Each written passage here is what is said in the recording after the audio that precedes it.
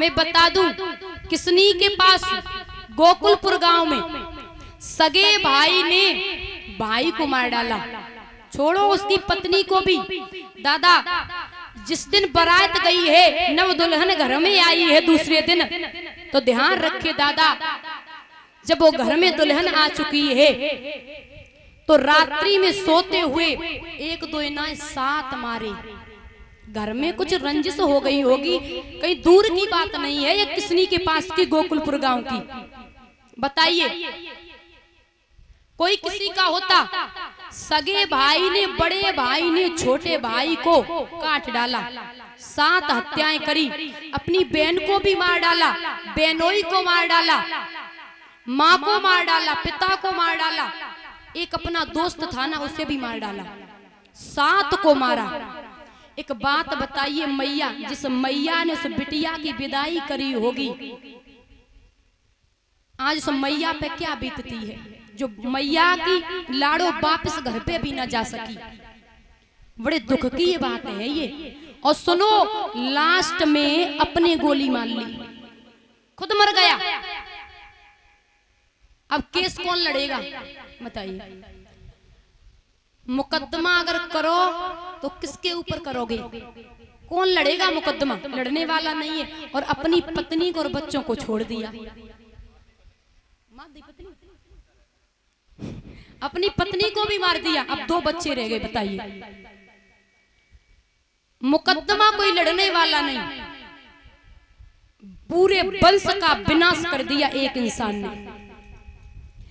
आज के जमाने में, कलयुग में, कोई किसी का नहीं होता, भाई भाई का नहीं होता। और लड़ाइयां है कैसी?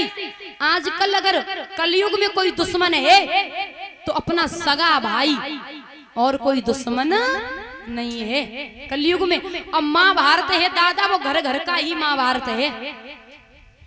दुनिया वाले आपसे झगड़ा करने नहीं आएंगे ना, दुनिया वाले दुश्मन हैं। जिसे आप जानते नहीं हो वो दुश्मन कैसा? दुनिया वाले दुश्मन नहीं है। आज वो जमाना है कि घर घर को ही। दादा एक बात बता दूं कि आदमी पता नहीं कैसा है, आदमी का दिमाग है ये खोपड़ी 24 घंटे घूमती है हर एक इंसान की।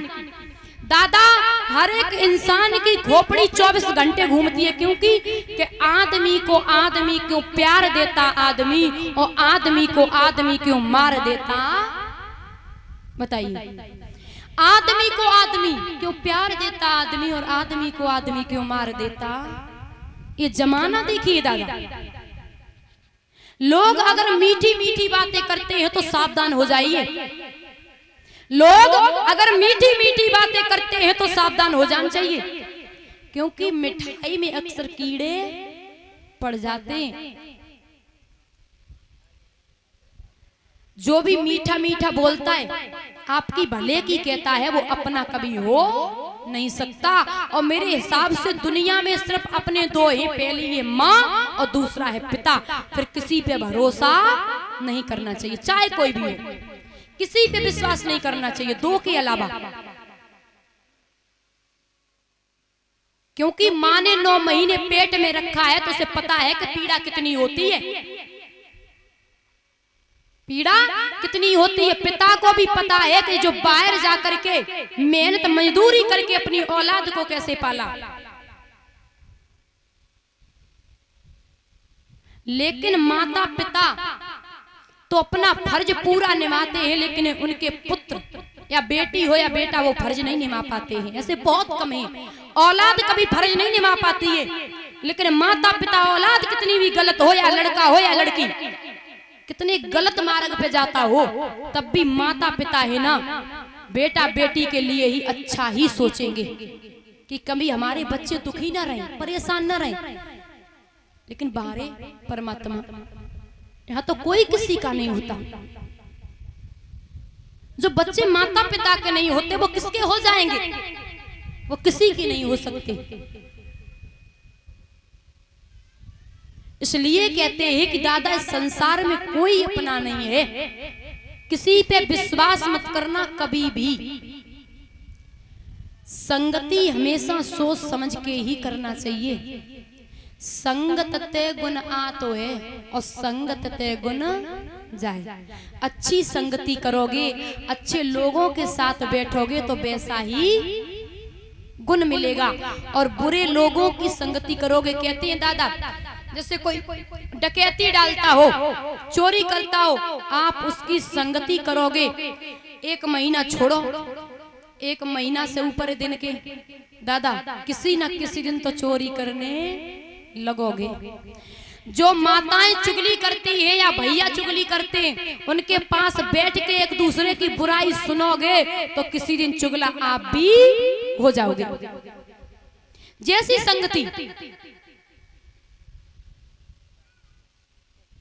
कहते हैं दादा, आपको पता होगा कि कितना भी बड़ा समाज हो, अगर दारू पीने वाला इंसान होगा, वो उसे जानता भी ना हो, कहीं भी समाज लगा हो, थोड़ी देर में वो उस समाज में खोज लेगा कि दारू पीने वाला कहाँ बैठा। और एक बात बता दूं दादा कि 4 शराबी इकट्ठे रह सकते हैं, 4 जुआरी इकट्ठे रह सकते हैं, लेकिन 4 विद्वान कभी इकट्ठे नहीं बैठ सकते। ये सत्य है कि 4 विद्वान कभी भी नहीं। वो अपनी कहेगा, वो अपनी बीच में छेड़ देगा, वो छेड़ देगा, मतलब किसी की भी बात पूरी नहीं होगी। 4 जुआरी बैठ सकते हैं, 4 शराबी एक साथ शराब पी सकते हैं, लेकिन 4 विद्वान कभी आपने एक साथ बैठे नहीं देखे होंगे। हाँ बैठे होंगे तो चर्चा ही छिड़ी होगी उनमें, अरे ये बात ऐसे नहीं, ऐसे नहीं, ऐसा ही होता।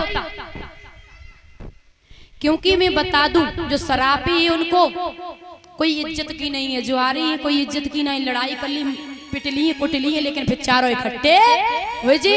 लेकिन विद्वानों में ऐसा नहीं होता। बोलिए गोविंद भगवान की।